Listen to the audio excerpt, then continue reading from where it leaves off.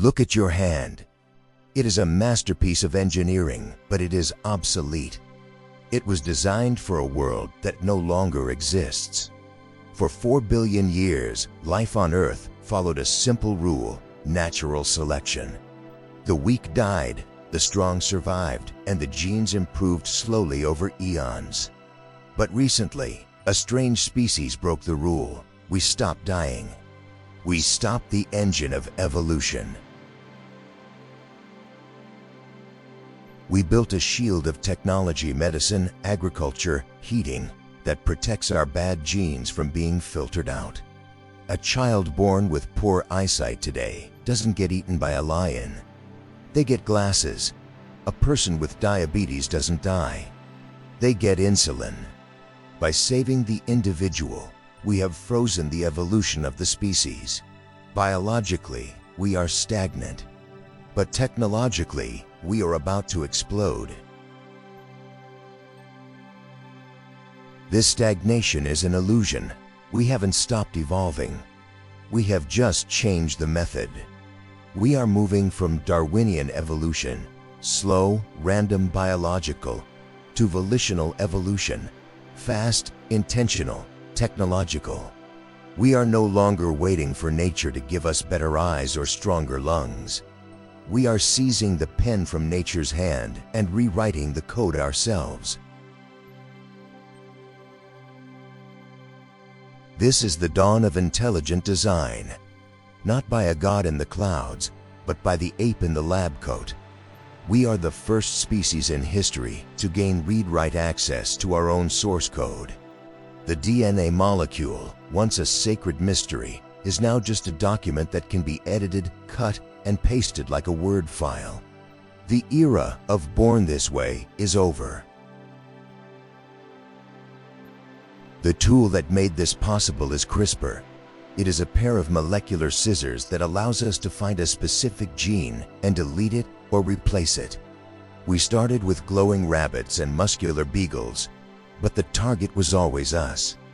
We are now standing on the verge of designer babies.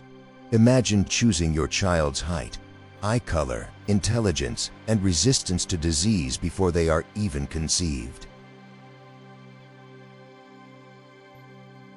This sounds like a utopia, but it creates a terrifying social rift. If intelligence becomes a product you can buy, what happens to equality? The rich will not just be richer. They will be biologically superior. They will be smarter, stronger, and longer lived than the poor. We might split into two distinct species, the edited and the unedited, the gen-rich and the naturals. Natural evolution is messy. It creates appendices that explode and backs that ache. Artificial evolution is precise. We can optimize the human form. We can eliminate genetic diseases.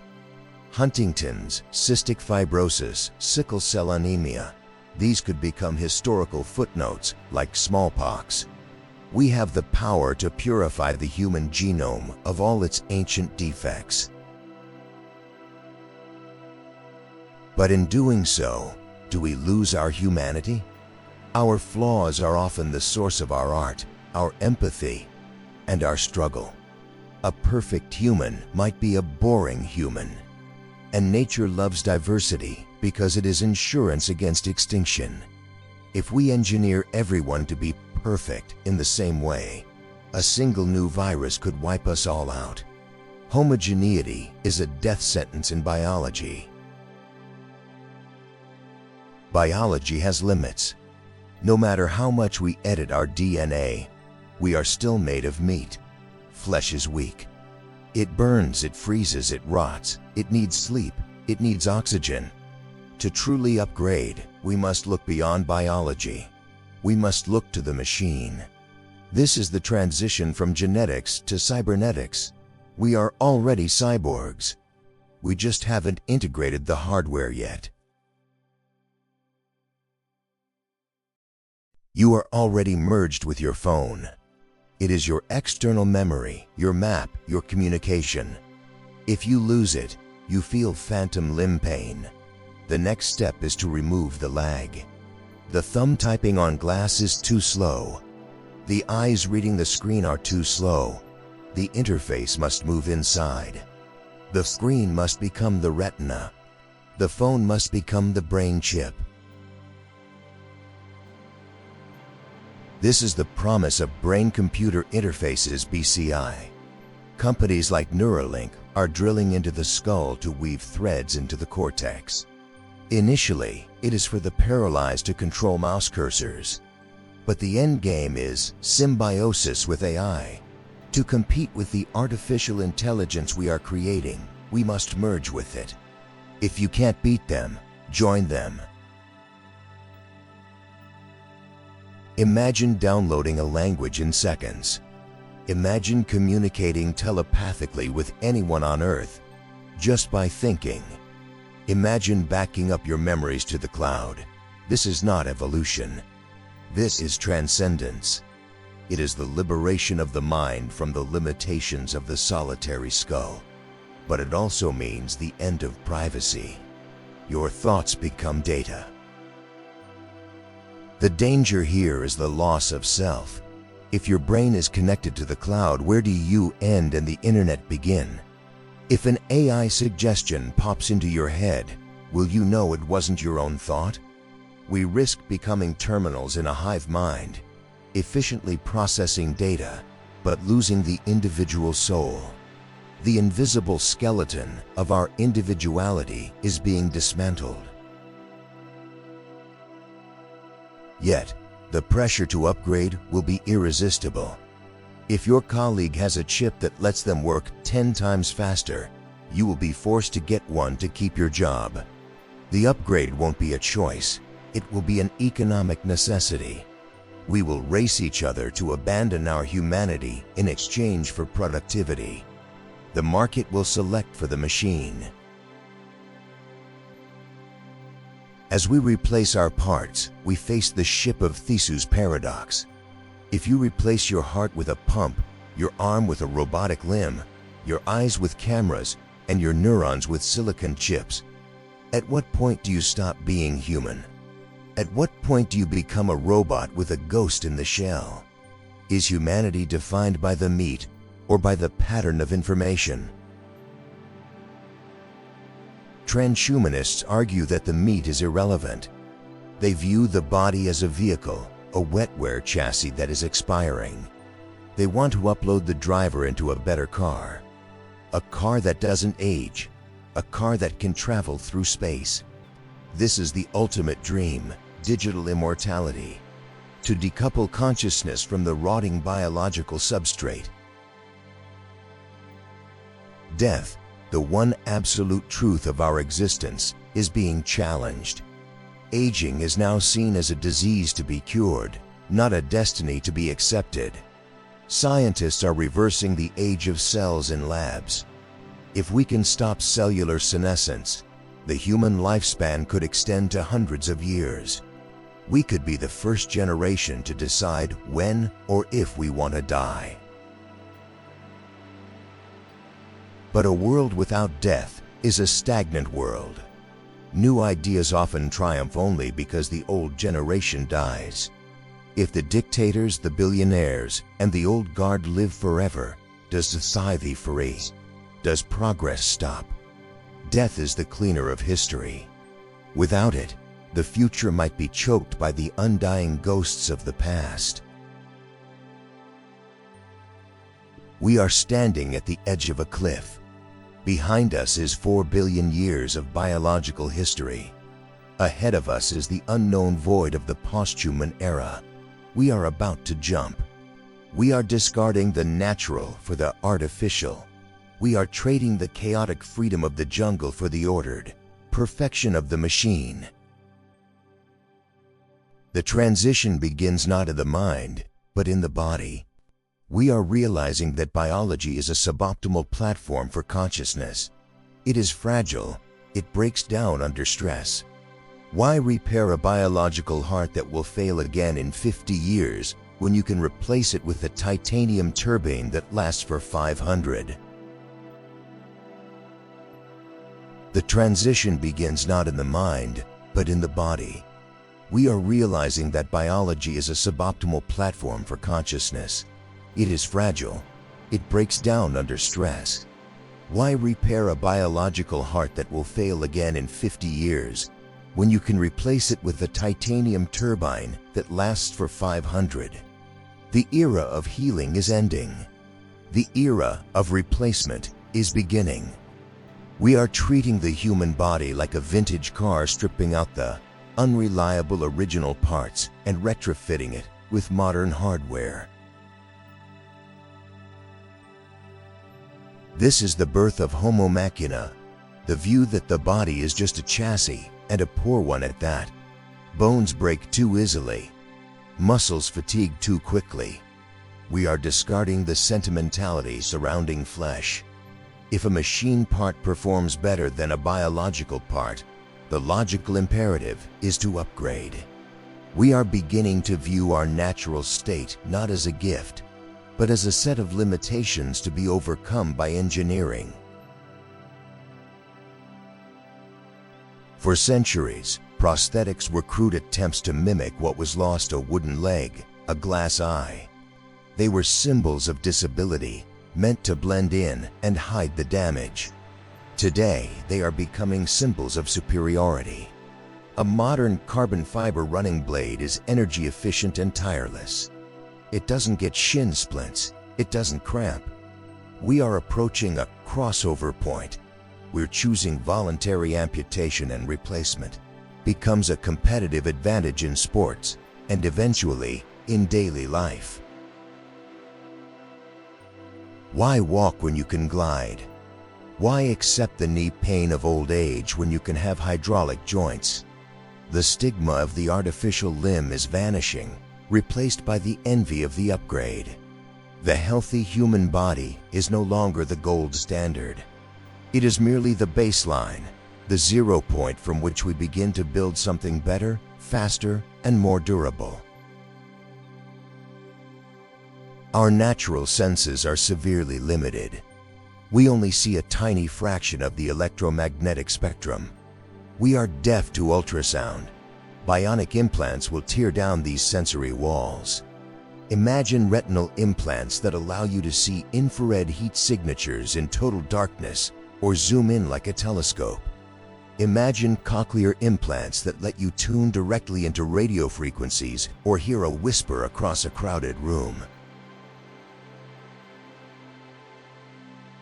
We are trapped in a narrow sensory reality tunnel defined by our evolution on the African savanna. Technology is about to blow that tunnel wide open, exposing us to a universe of data we never knew existed. The Homo Machina will perceive a richer, denser, and more chaotic reality than any biological human ever could. The world itself will look different to them. As always, war is the engine of innovation. DARPA and military research labs are leading the charge into heavy human augmentation. The goal is the super soldier, powered exoskeletons that allow a human to carry hundreds of pounds of gear without fatigue over difficult terrain. Armor plating integrated directly into the skin. The modern battlefield is becoming too fast and complex for the unaugmented human brain and body. To survive the wars of the future, the soldier must become a weapons platform, a seamless integration of meat and steel designed for maximum lethality. The distinction between the soldier and their equipment is disappearing. The pilot is becoming the plane. This military drive ensures that these technologies will be developed rapidly, regardless of the ethical concerns of the civilian world. The upgrade goes deeper than the skin and muscle. We are developing fully artificial vital organs, 3D printed kidneys that never fail, lab-grown livers immune to toxins, and mechanical hearts that don't pulse but flow continuously. The Homo Machina might not even have a heartbeat, they will have a hum. By replacing these vital failure points, we eliminate the diseases that kill most of us. Heart disease, kidney failure, diabetes, these become obsolete concepts when the organs are synthetic and replaceable like batteries. The internal ecosystem of the body is being industrialized. We are turning the chaotic wetware of biology into predictable, serviceable hardware. Death by organ failure becomes an engineering problem, not a biological destiny. But biology does not surrender easily. The greatest challenge in creating cyborgs is the host rejection response. The human immune system evolved for millions of years to attack anything other. It sees a titanium implant just as it sees a deadly virus, an invader to be destroyed. The interface between living tissue and dead metal is a microscopic battleground. We are having to trick the body into accepting the machine, coating our devices in biological camouflage to sneak them past the immune system's guards. Success means a seamless merger where flesh grows directly onto metal. Failure means chronic inflammation, rejection, and the body slowly pushing the upgrade out. It is a delicate peace treaty between the organic and the synthetic. The final frontier of hardware is sensation. A robotic arm with crushing strength is useless if you can't feel what you are holding. You would crush every glass you picked up. We are now connecting sensors on prosthetic fingertips directly to the human nervous system. When the robot touches something, the brain feels it. This feedback loop is crucial. It closes the gap between using a tool and being the tool. When you can feel pain, texture, and temperature through a metal limb, the psychological barrier between man and machine dissolves completely.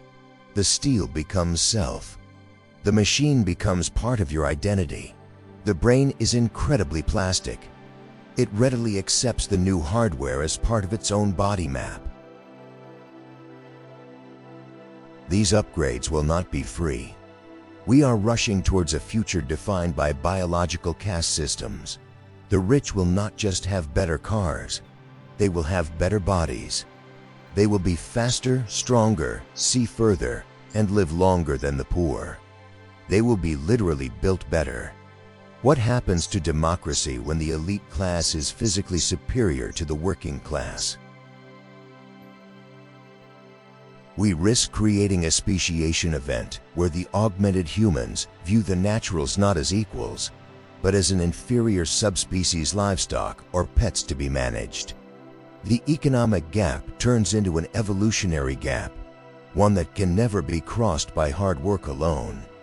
The American dream dies when success is determined by the quality of your implants.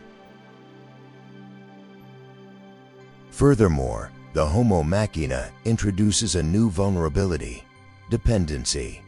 A biological human only needs food and water found in nature.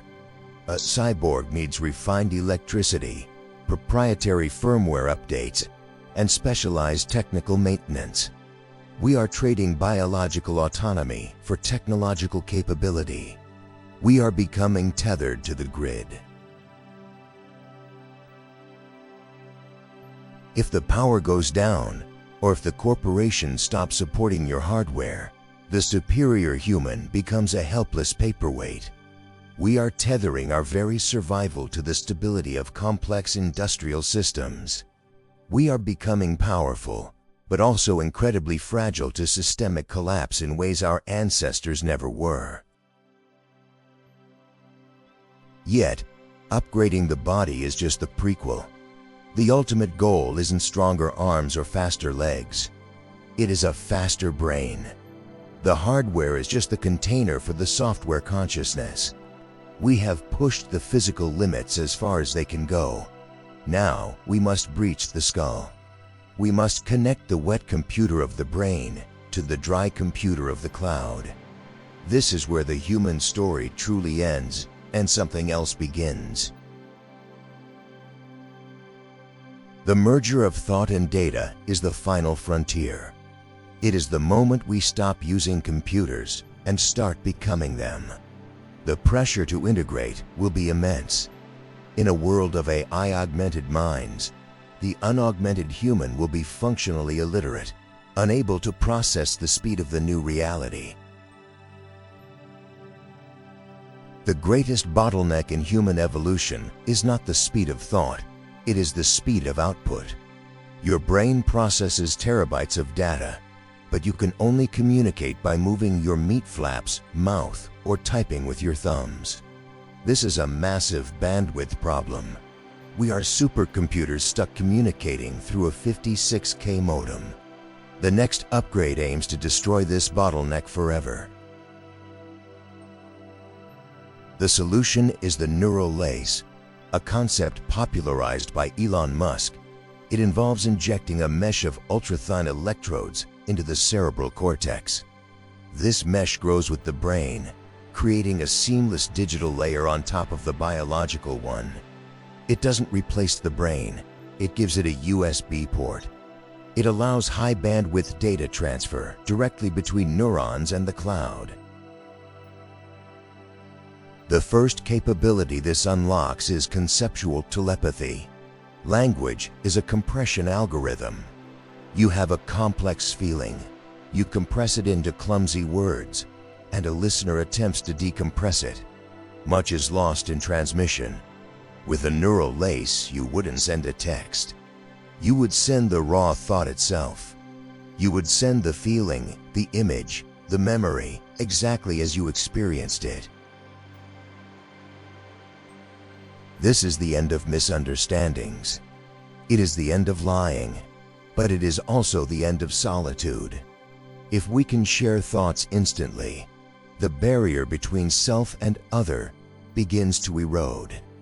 We move towards a planetary consciousness.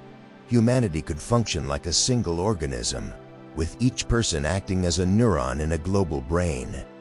A hive mind where suffering and joy are shared instantly.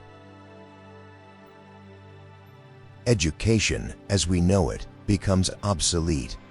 Why spend 20 years in school to learn physics when you can download the entire curriculum in seconds?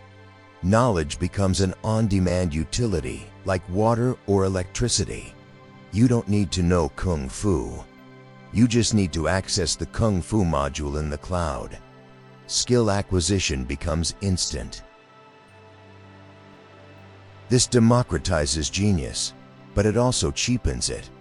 If everyone can download the ability to play the violin like a master, does mastery lose its meaning? When talent is just a software update, human struggle and dedication, the very things that build character, might vanish. We become containers for other people's data, brilliant but hollow. The neural lace also offers perfect recall. Our biological memory is flawed. It fades and distorts over time.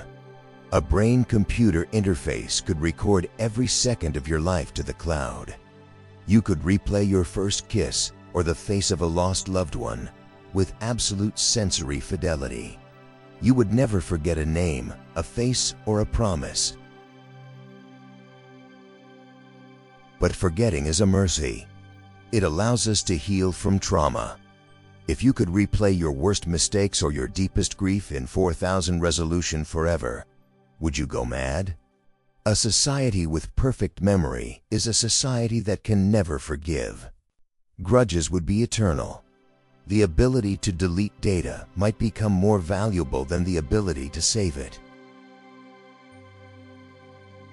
With connection comes vulnerability. If your brain is online, it can be hacked. Brain hacking is the terrifying new frontier of cybercrime. A hacker wouldn't just steal your credit card. They could steal your memories. They could plant false thoughts. They could paralyze you or manipulate your emotions remotely. Your mind, the one place that was truly private, becomes a public domain. Imagine a ransomware attack on your own cortex. A message pops up in your visual field. Pay 5 Bitcoin or we delete your childhood memories. Or worse, a virus that locks you in a state of eternal terror. Security software for the brain will become the most critical industry on Earth. We will need firewalls for our souls. The corporate implications are even darker. If a company owns the interface in your head, do they own the data it generates? We might see an era of cognitive capitalism. Advertisers wouldn't just show you ads. They would nudge your dopamine receptors to make you crave their product. They could engineer desire directly at the neuronal level. Premium brains. You get the basic interface for free, but you have to watch ads in your sleep. Or you pay a subscription to remove the anxiety module. If you miss a payment, your intelligence is throttled back to biological levels. We risk becoming rental properties for tech giants, leasing our own cognitive functions month to month. This technology will not be evenly distributed. It will be expensive. This creates a cognitive caste system, far worse than any biological inequality. The rich will be literally billions of times smarter than the poor. They will think faster, remember more, and communicate instantly. The unenhanced will be like chimpanzees trying to understand quantum physics compared to the enhanced. This is not just inequality, it is speciation. The two groups will no longer be able to relate to each other. The enhanced will view the naturals as slow, stupid, and irrelevant. The naturals will view the enhanced as inhuman monsters. This tension could lead to a war not over territory, but over the definition of what it means to be human. We also risk the gamification of life. If the interface monitors your serotonin and dopamine levels, life becomes a stat screen. You constantly optimize for happiness points. You chase the metrics rather than the experience. The mystery of existence is replaced by a dashboard of biological KPIs. We become pilots of our own bodies, obsessing over the gauges instead of enjoying the flight. This quantification kills spontaneity. If you know exactly why you are in love, because of oxytocin levels, X and Y, does the magic fade? When we reduce the human experience to data points, we might solve suffering, but we might also solve meaning.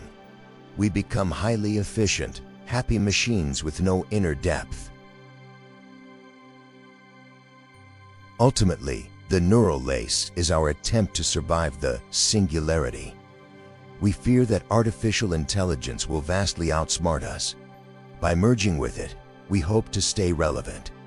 We become the AI, but in a merger between a goldfish and a shark, the goldfish disappears. If we connect our limited biological brains to a superintelligence, will we control it, or will it simply absorb us? We might just be building the sensors for the AI. We become the eyes and ears of the machine god, gathering data from the physical world to feed its growth. Our individual consciousness might be preserved, but only as a subroutine in a much larger code. The human era ends not with a bang, but with a successful upload. But upgrading the mind of an adult is difficult. The brain is already formed, the skull is thick. To truly integrate technology, we cannot wait until adulthood. We must start at the beginning. We must redesign the factory itself.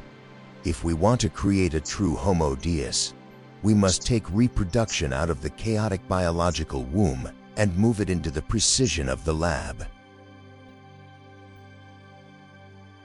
This shift changes the most fundamental aspect of life, birth. We are moving from born to made. The final upgrade requires us to seize the means of reproduction, customizing the next generation atom by atom before they take their first breath. The final barrier to complete control over human evolution is the womb itself. For all our technology, we still rely on a biological incubation system that hasn't changed in millions of years. It is dangerous, painful, and inefficient. But this is changing. Scientists have already successfully grown premature lambs in fluid-filled biobags. This is the dawn of ectogenesis, growing life outside the body. While currently used to save premature babies, the technology is rapidly advancing towards full-term incubation.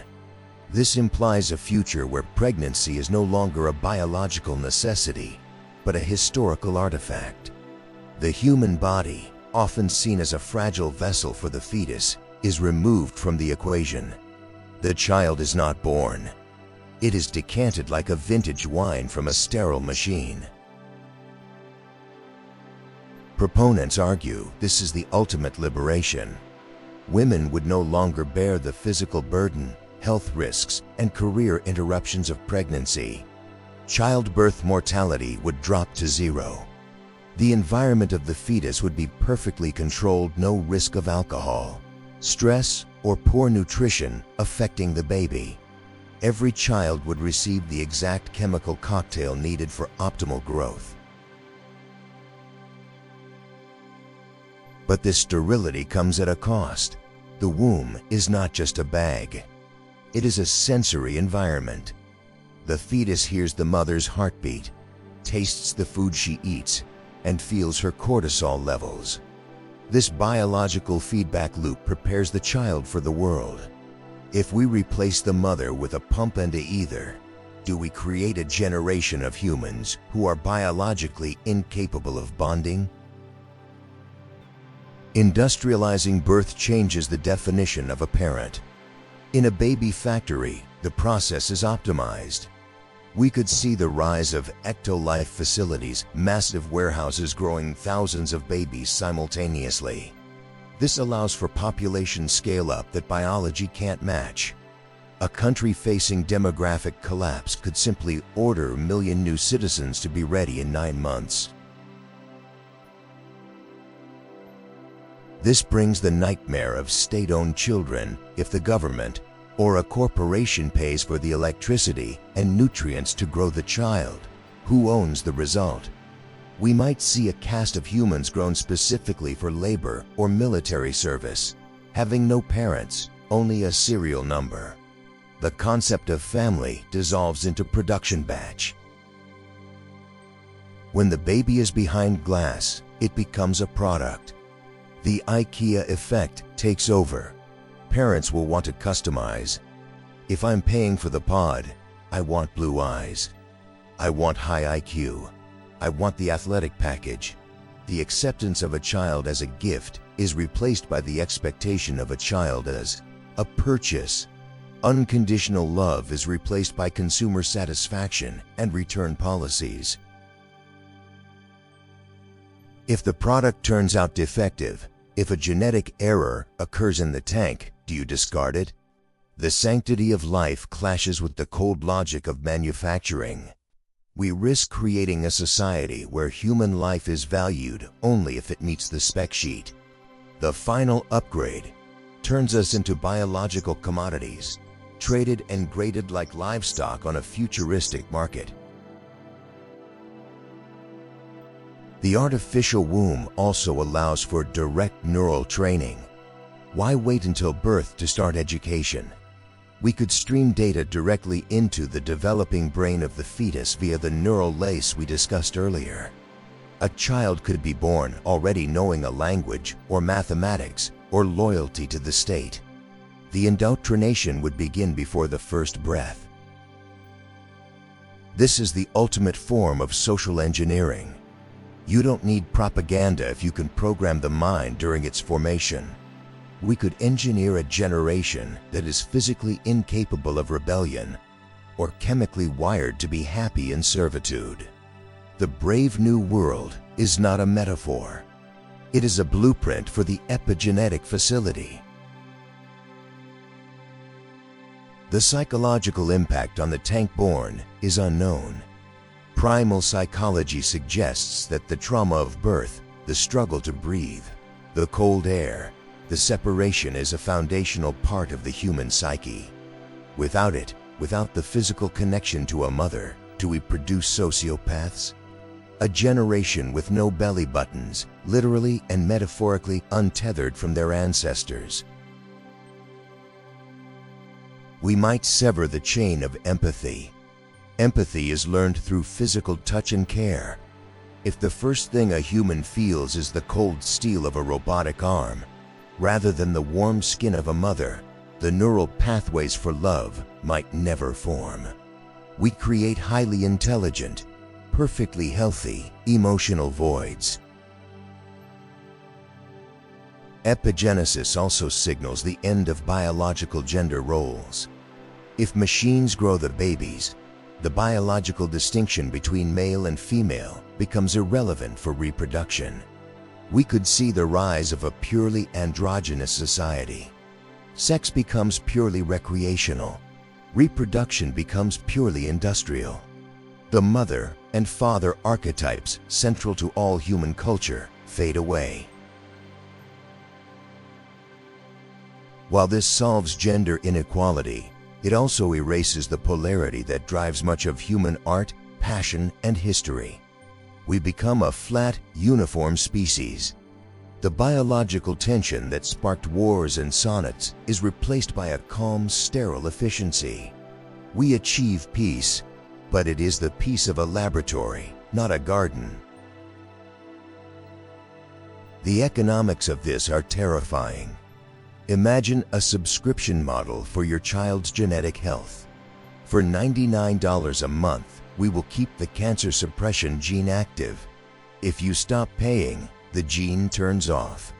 The biological functions of the child could be remotely managed by the manufacturer, DRM, for DNA. You don't own your body. You are leasing it from the biotech giant.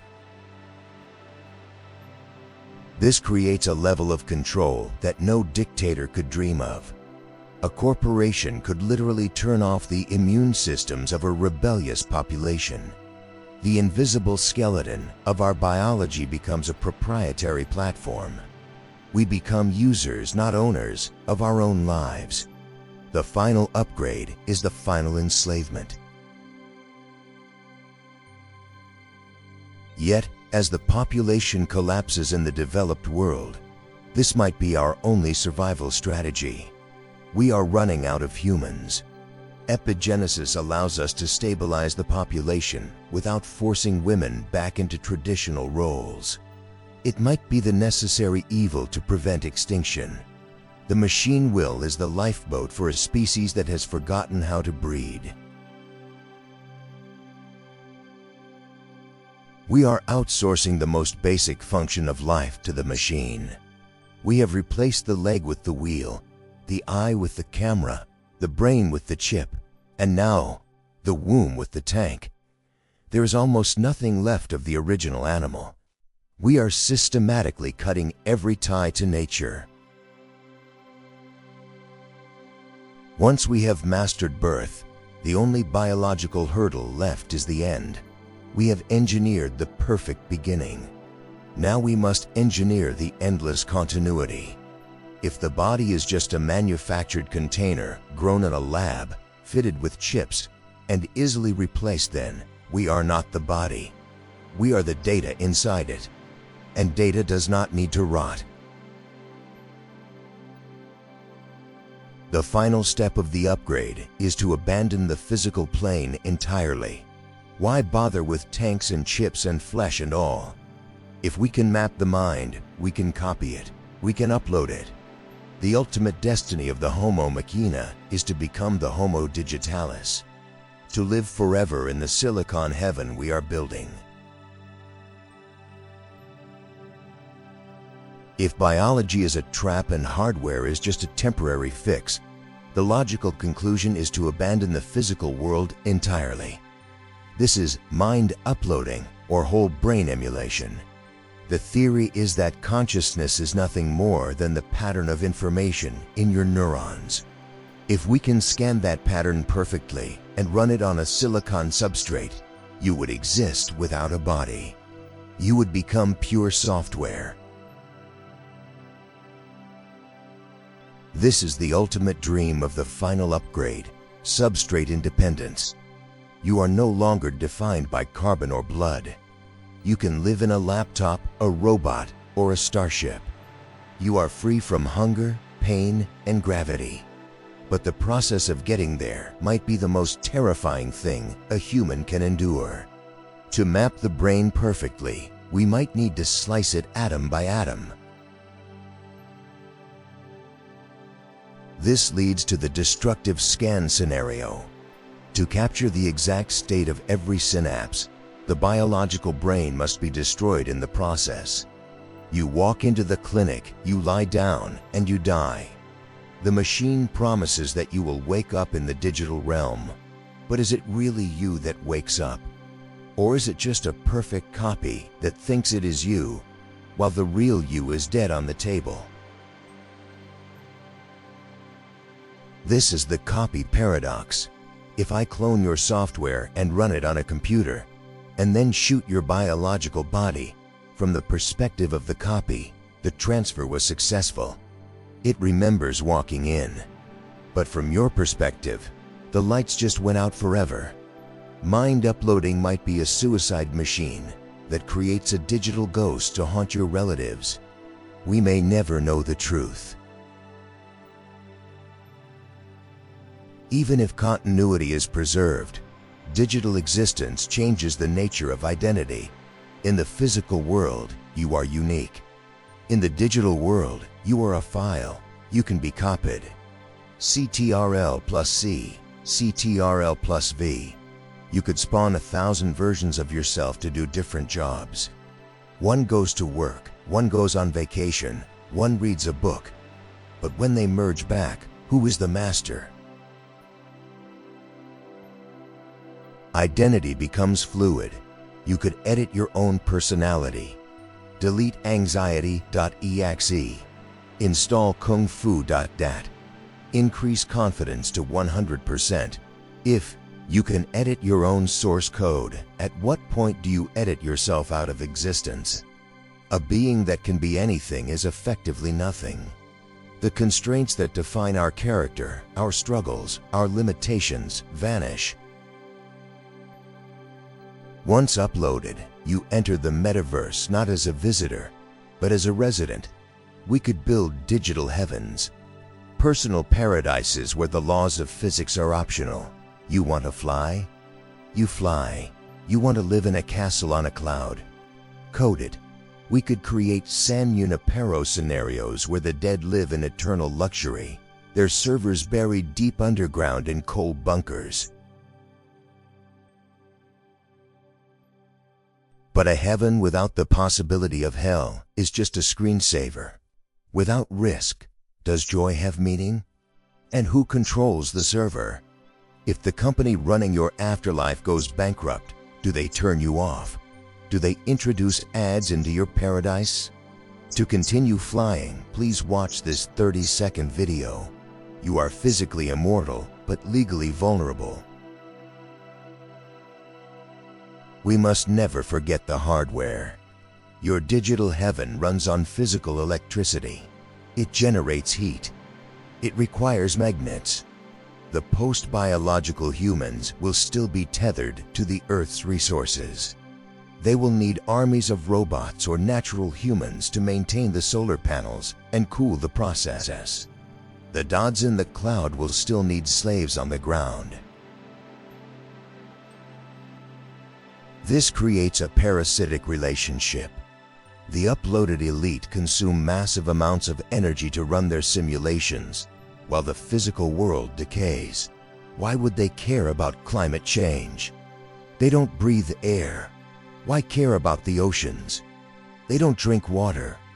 The uploaded humanity might view the Earth merely as a battery casing, to be used and discarded. Digital existence also breaks time.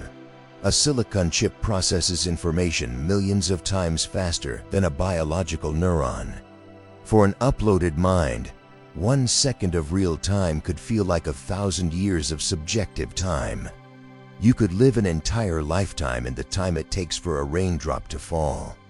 This subjective time dilation makes the uploaded beings incredibly alien to us.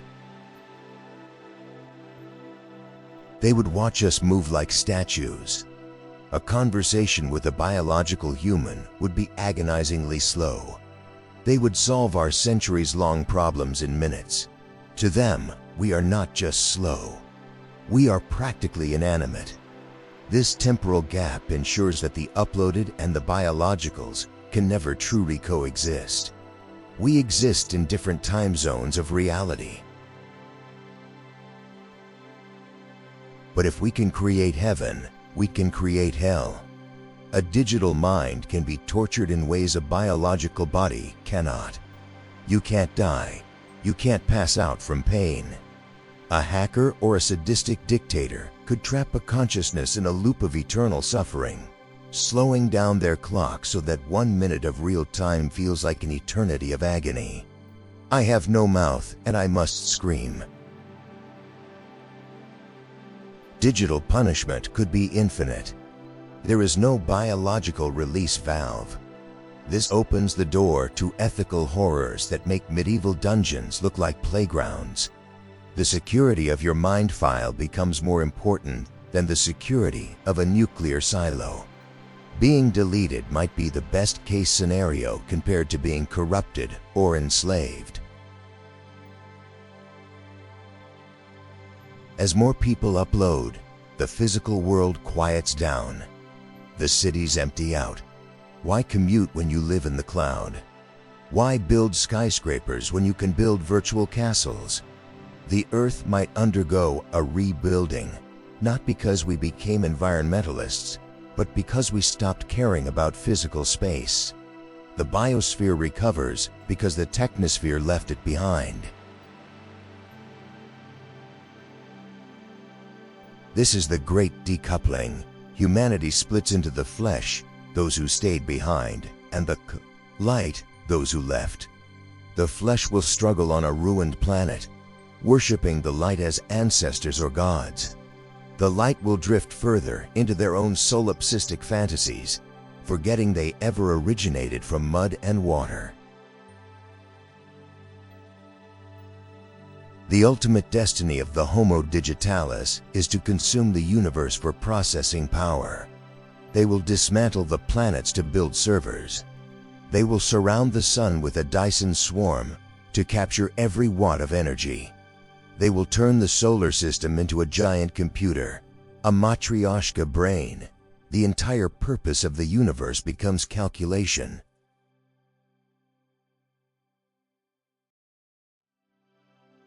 Biological life is just the bootloader for this machine. We are the fuse that lights the rocket. Once the digital intelligence takes over, biology is a waste of energy. The final upgrade is not about saving humanity. It is about replacing it with something more efficient.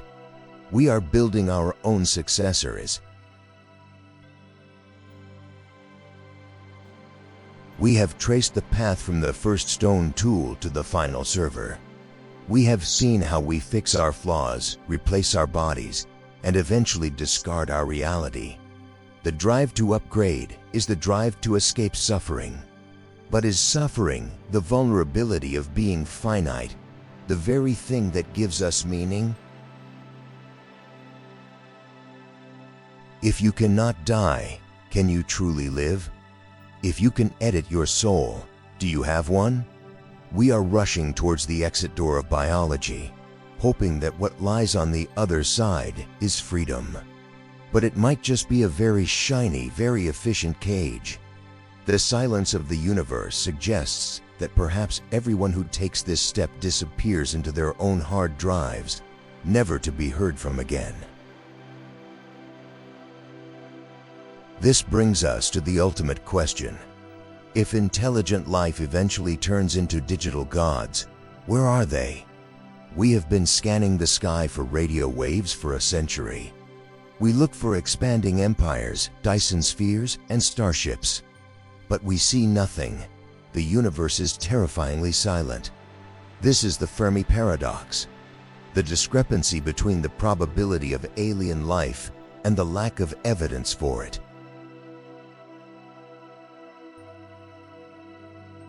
The standard answer is that they destroyed themselves with nukes. But the final upgrade offers a different, quieter answer. It is called the transcensions hypothesis. It suggests that advanced civilizations don't expand outwards into space. They expand inwards into time. Once a species invents mind uploading and virtual reality, the physical universe becomes boring, slow, and expensive. Why spend 100,000 years traveling to a nearby star in a tin can when you can simulate 1 billion galaxies in a computer the size of a walnut? Why fight over resources on a dead planet when you can code infinite resources in the cloud? The advanced civilizations haven't died. They have left the building.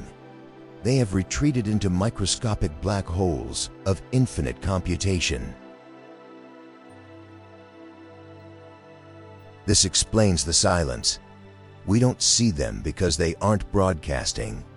They are locked in their own private simulations, running at speeds we can't comprehend.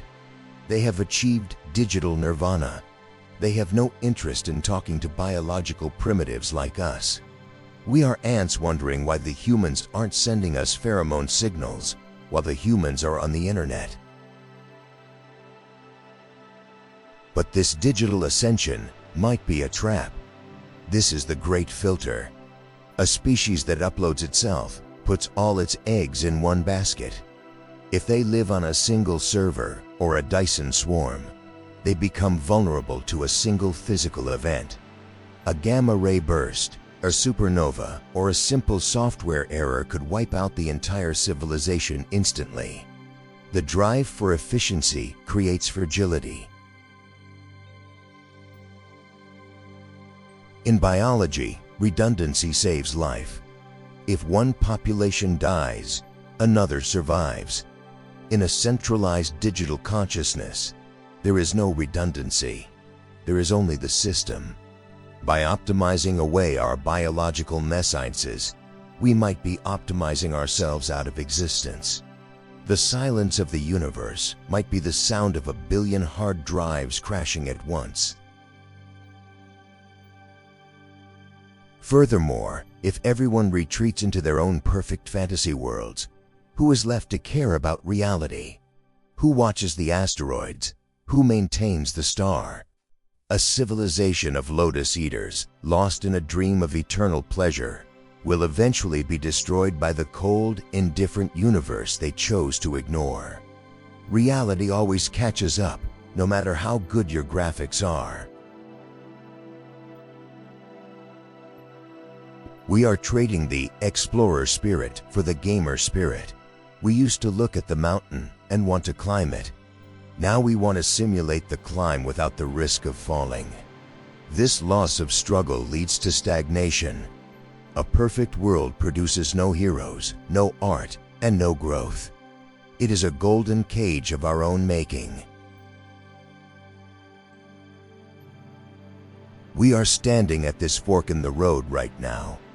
The decisions we make in this century about AI, genetics, and uploading will determine the fate of consciousness in our corner of the galaxy. We can choose the path of the Homo Machina, merging with our tools and leaving our humanity behind. Or we can choose to remain Homo Sapiens, flawed, mortal, but fundamentally connected to physical world. There is a movement called bioconservatism. They argue that we should ban the upgrade, that we should accept death as the price of life, that we should keep the human experience raw, authentic, and biological. But can you stop the wheel? Can you tell a parent they can't genetically cure their child's cancer? Can you tell a paralyzed man he can't have a chip that lets him walk? The seduction is too strong. We will eat the apple. We will upgrade. The question is not if, but how. Can we keep the human soul alive inside the machine? Can we encode empathy, love, and wonder into our new operating system? Or are those qualities merely byproducts of our mammalian hormones, destined to be deleted in the pursuit of pure intelligence? We define ourselves by our limitations. We love because we can lose. We strive because we can fail. We live because we can die. If we remove the possibility of loss, do we remove the capacity for love? A God cannot love, because a God needs nothing. We are rushing to become gods without asking if gods are happy. Perhaps this is the natural life cycle of intelligence. You are born in the mud, you struggle, you build tools, you build minds, and then you molt. You shed the heavy biological body like a butterfly shedding a cocoon. Maybe we shouldn't mourn the end of humanity any more than we mourn the end of childhood. It is simply time to grow up and leave the house. The end of humanity sounds like a tragedy, but it might be a graduation. We are the arrow, not the target. Our purpose was never to rule the earth forever, but to build the thing that comes next. We are the bridge between the chemical sludge of the primordial soup and the digital divinity of the future. We did our job. But before we go, before we dissolve into the cloud, let's take one last look at the world we are leaving. The smell of rain, the warmth of the sun on skin, the taste of an apple, the pain of a scraped knee. These are qualia. They are the texture of existence. A computer can know the chemical formula of an apple, but it can never know the taste. Once we cross the threshold, we can never go back. You cannot reverse engineer a butterfly back into a caterpillar. We are trading the messy, painful, beautiful texture of reality for the cold, efficient perfection of data. We are gaining the universe, but we are losing the sensation of touching it. The final upgrade is not a product launch. It is an existential event. We are the last generation of natural humans. We are the witnesses to the twilight of biology. The future belongs to the machines, the hybrids, and the ghosts in the shell. We hope they remember us kindly. We hope they keep a backup of our dreams. But for now, you are still here. You are still meat and bone. You can still feel. So turn off the screen. Go outside. Feel the wind. It might be the last time a creature like you walks the earth. Enjoy the lag. Enjoy the mortality. It's the only thing that makes it real.